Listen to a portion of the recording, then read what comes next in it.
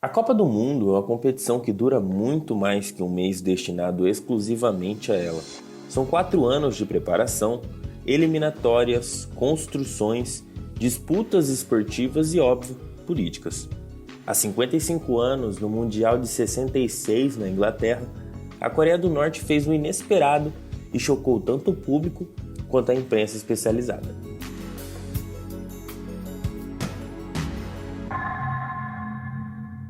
Ao longo de seus mais de 90 anos e 21 edições, as Copas renderam algumas impensadas campanhas. A Costa Rica, em 2014, chegou às quartas de finais e caiu invicta nos pênaltis diante da Holanda. Em 2010, foi a vez de Gana, que caiu também nas quartas para o Uruguai. 20 anos antes, em 1990, Camarões venceu as favoritas Argentina e Colômbia e quase eliminou a Inglaterra. A seleção que chegou mais longe, dentre as chamadas surpresas, foi a Turquia, terceiro lugar em 2002, com um time que contava com a icônica dupla de ataque Hakan Şükür e Hasan Şaş. Curiosamente, o quarto lugar naquele ano também foi outra zebra, a anfitriã Coreia do Sul. Mas essa contou com alguns dos apitos amigos mais escandalosos da história, nas partidas contra a Itália e Espanha. Os protagonistas de hoje estão do outro lado da Península Coreana. Apelidada com o nome de um cavalo alado presente nas lendas da região, a seleção Tolima foi longe na sua primeira participação em uma Copa. Também despachou a Itália, mas sem a ajuda da arbitragem e por um detalhe não caminhou mais. A história do futebol na Coreia do Norte começa na antiguidade. Há relatos de que na antiga Coreia havia um esporte muito parecido com o futebol chamado Chukgu. Sem muita tradição, mas com situações que se tornaram favoráveis, a Coreia do Norte começava a campanha para a Copa de 66 em novembro do ano anterior. Eram 16 vagas para a competição, 8 para a Europa, 4 para a América do Sul e 4 para outros continentes.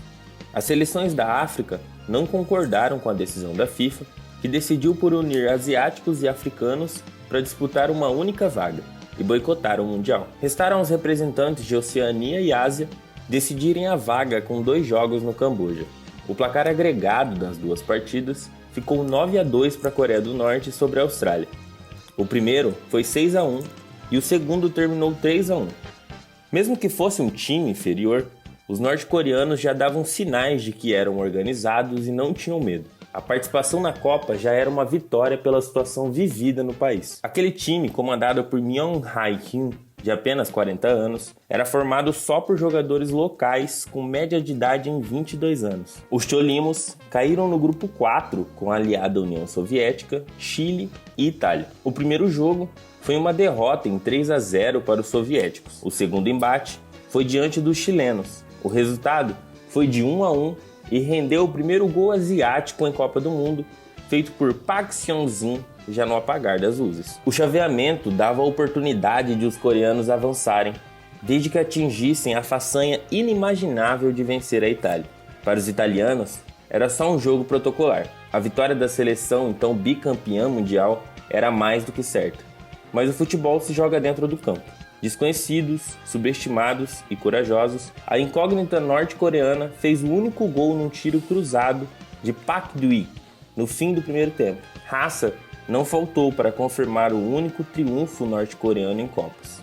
Coreia do Norte 1, Itália 0. Em Middlesbrough, no dia 19 de julho de 1966, a seleção Tolima eliminava a poderosa esquadra Azzurra. Assim, a vaga nas quartas estava garantida. Para os italianos, protestos da torcida na volta ao país pelo vexame.